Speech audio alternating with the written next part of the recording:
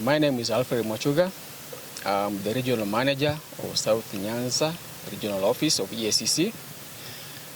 Today we arrested the clerk of the Nyamira County Assembly, and I would like maybe to give you a background of what actually happened up to what culminated to his arrest today. Now, the Ethics and Anti-Corruption Commission received a report that alleged irregular procurement and award for the construction of an office block to Getembe Television by the County Assembly of Nyamira.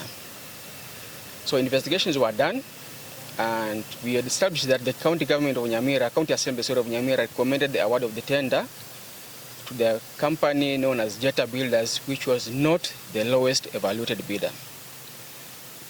This actually amounted to conferring of a benefit of 30,817,396 to Jetta Contractors Limited.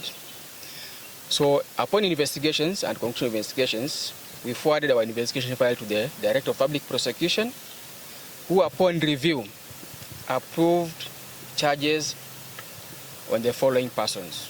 One, Mr. Duke Simon Onyari, who is the clerk, Nyamira County Assembly. Mr. Leonard Kevin Nyamasege, who is the deputy clerk, stroke director, finance and accounts. Mr. David Nyarango Ombego, who is the deputy clerk, stroke director, legal services. Ms. Joyce Oyengo, who is the director, monitoring, evaluation and development at Nyamira County Assembly.